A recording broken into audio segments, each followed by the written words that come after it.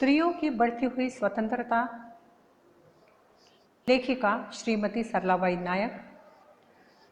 यह लेख सन 1922 को चांद पत्रिका में प्रकाशित हुआ, जिसे फर्स्ट सेमेस्टर बीकॉम बीयू सिलेबस में शामिल किया गया है। इस लेख का परिचय कुछ इस प्रकार है। कालचक्र के अनुसार संसार के सब क्षेत्रों में परिवर्तन हुआ है।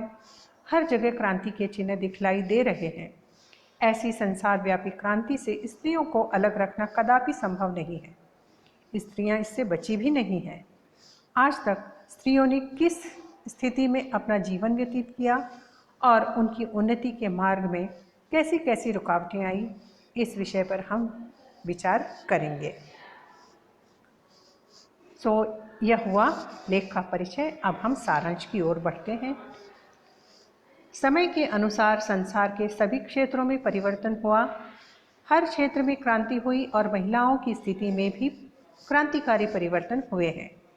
यहाँ तक पहुँचने की यात्रा में महिलाओं ने किन किन मुसीबतों का सामना किया, कैसी रुकावटें आईं, इस विषय को लेख का आधार बनाया गया है।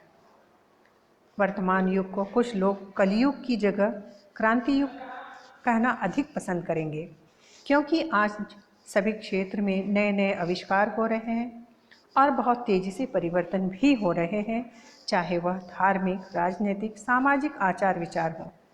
चीन, जापान, रशिया, टर्की, सऊदी अरब आदि देशों ने अपनी शासन पद्धति भी आश्चर्यजनक रूप से बदलाव लाए हैं। जो भी बदलाव लाए जा रहे हैं, समानता और आज़ादी के लिए, क्रांति के लिए हो रहे हैं और स्त्रियां भी इस क्रांतिकारी परिवर्तन का एक महत्वपूर्ण भाग है।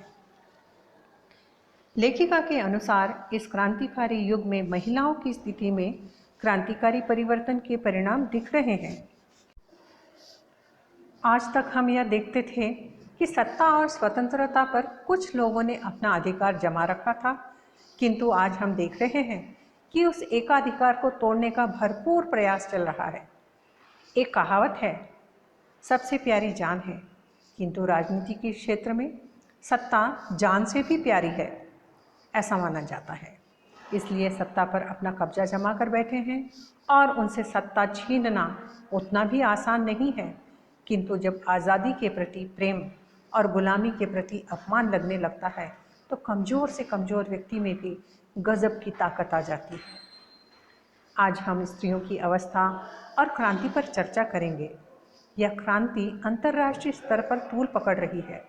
स्त्री और पुरुष भगवान के ही दो रूप हैं, लेकिन लेखिका कहती हैं कि इतिहास के अनुसार स्त्रियां पालतू जानवरों या किसी उपयोगी वस्तु से अधिक नहीं समझी जाती थी। जंगली जातियों के इतिहास को देखें तो वे औरतों को अपनी जायदाद का हिस्सा ही मानते थे। कोई शिकार न मिलने पर और कुछ खाने को न मिलने पर भूख मिटाने के लिए घर की बूढ़ी औरत को मारकर खा जाते थे और कहते थे कि कुत्ते तो शिकार के समय काम आते हैं, परंतु बूढ़ी औरतें कोई काम की नहीं होती, बैठे बैठे खाती हैं। वे कहती हैं कि जंगली लोगों की मानसिकता को हटा दें तो भी सभ्य कहलाए जाने वाले समाज में औरतों की हालत कोई बहुत ज़्यादा अच्छी नहीं है। आज महिलाओं की स्थिति में परिवर्तन के इतिहास को देखें तो हम देखते हैं कि स्त्रियों को बहुत कम ही किसी महत्वपूर्ण कार्य, जिम्मेदारी या निर्णय में शामिल किया गया है, जबकि वे दूरदृष्टि, शौर्य, धैर्य आदि नेतृत्व गुणों से भरपूर थी। फिर भी आज उन सभी रुकावटों, बाधाओं से लड़कर अपनी योग्यता का परिचय संसार को दे रही हैं। इस तरह के अनेकों उदाहरण से संसार भरा पड़ा है, जैसे जीजाबाई, अहिल्याबाई, लक्ष्मीबाई, रानी पद्मिनी, हजरत महल, चांद बीबी, रजिया, एलिजाबेथ, क्वीन विक्टोरिया आदि हैं।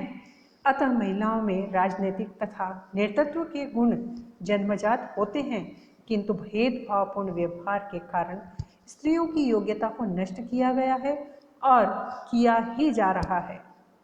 आगे लेखिका कहती हैं कि धार्मिक इतिहास देखा जाए तो दुनिया भर में कई धर्म हैं, किंतु धर्म प्रचारकों में किसी स्त्री का नाम प्रसिद्ध नहीं है। धर्मोपदेशकों ने हमेशा से यही कहा है कि धर्म संबंधी विचार करने की स्त्रियों को आवश्यकता नहीं है। उन्हें जैसा बतलाया जाए उसी प्रकार धर्मानुसार आचरण करना चाहिए। अंग्रेजी कवि मिल्टन ने तो यहाँ तक कह दिया कि स्त्री को ईश्वर को प्रसन्न करना चाहती हैं तो उसे पुरुष के मार्फत ही करना चाहिए। इस तरह की सोच रखने वाले वातावरण में महिलाओं का नाम धर्मोपदेशकों की श्रेणी में आ ही नहीं सकता है। पारिवारिक और सामाजिक स्तर पर भी महिलाओं को महत्व नहीं के बराबर दिया गया, जबकि स्त्री और पुरुष दोनों ही एक जैसे महत्वपूर्ण हैं। किंतु स्त्री पुरुष पर निर्भर रहने वाली, पुरुष के निर्देशों पर चलने वाली, उसका खिलौना बनकर नौकर और गुलाम माना जाता है। स्त्री का शिकार करना, जानवर के जैसे उसे पकड़ना, भगा कर ले जाना, खरीदना, बिना गिरवी रखना, दांव पर लगाना और तो और जैसी ज़रूरत पड़े वैसे उपयोग करने की वस्तु समझना आदि तुच्छ मानसिकता थी। और यह हालत संसार के बहुत देशों में थी। इंग्लैंड, जो आज़ादी सभ्यता की डींगे हाँकता है, उसे भी सत्ता प्रेमी ही कहना चाहिए। वहाँ की राजकन्याओं को मनपसंद वर की आज़ादी नहीं थी, बल्कि राजनीतिक संबंध बनाने के लिए बेटियों को ब्याहा जाता था। दंतकथाओं में तो औरत की तुलना बैल से भी की गई है। आगे लेखिका कहती हैं कि एक सोची समझी साजिश के तहत शिक्षा से वंचित रखा गया है महिलाओं को, क्योंकि पुरुष वर्ग को अपनी असुरक्षा का डर सदा सताता रहा कि वह ज्ञान प्राप्त कर उसकी जकड़ से छूट जाएगी। अतः उसे केवल बच्चों को जन्म देने वाली मशीन का दर्जा दिया और शिक्षा से दूर रखने का षड्यंत्र रचते रहे हैं। किंतु परिस्थितियों से संघर्ष करते करते स्त्री ने नया जीवन प्राप्त किया और पुरानी सड़ी गली परंपराओं को तोड़कर नए कीर्तिमान बनाने में सफल रही है। यहाँ एक बहुत ही सुंदर बात लेखिका ने कही है कि स्त्री का कर्तव्य क्षेत्र घर से शुरू होता है, लेकिन देश भर में फैला है।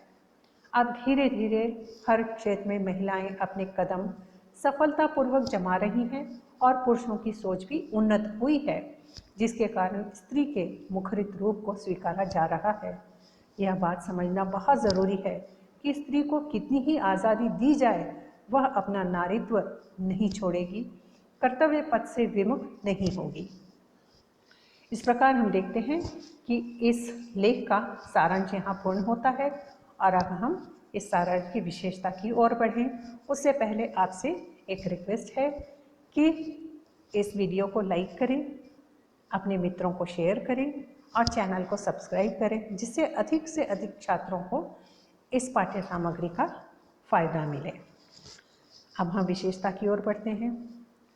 शिक्षा प्राप्त करना, उन्नति करना, मानवीय जीवन जीना, आज़ादी सभी का अधिकार है तथा अपने स्वार्थ की पूर्ति के लिए उसे अधिकारों से वंचित रखना सर्वथा अनुचित है। और इस तरह का भेदभाव सदियों से होता रहा है, किंतु स्त्रियों ने अपने संघर्षों से आज़ादी और अधिकारों को हासिल कर ही लिया, जिसकी यात्रा बड़ी लंबी और कठिन रही है। और सबसे महान बात यह है कि अपने कार्य क्षेत्र को विस्तार देकर भी अपने कर्तव्यों से विमुख नहीं हुई है। अतः उसे ज़बरदस्ती गुलाम बनाकर रखने की अपेक्षा प्रेम के अधीन रखना अधिक श्रेयस्कर होगा और समाज के लिए, समाज को स्वस्थ समाज का निर्माण करने में इसकी बहुत महत्वपूर्ण भूमिका रहेगी। अब हम एक अंकीय प्रश्नमाला की ओर बढ़ते हैं, जो इस लेख पर आधारित प्रश्न तैयार किए गए हैं, जो आपको उत्तर लिखने के साथ साथ पाठ को समझने में भी सहायता करेंगे। पहला प्रश्न है, लेखिका के अनुसार प्रचलित युग को क्या कहना अधिक उपयुक्त होगा? उत्तर है क्रांति युग।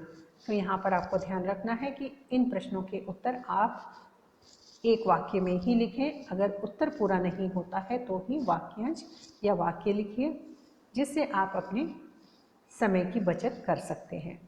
दूसरा प्रश्न है, एक कहावत के अनुसार रिक्त स्थान में क्या आएगा? प्रश्न है, सबसे प्यारी खाली स्थान है, उस खाली स्थान में आएगा जान। तीसरा प्रश्न है, लेखिका ने सत्ता को किससे अधिक प्यारी कहा है? उत्तर है जान। तो इस प्रकार अन्य प्रश्न यहाँ पर दिए गए हैं जिसे आप देख सकते हैं। और आपसे एक और बात कहना चाहती हूँ छात्रों कि अगर आपको अन्य किसी पाठ्य सामग्री की आवश्यकता है तो कमेंट बॉक्स में अवश्य लिखिए। धन्यवाद।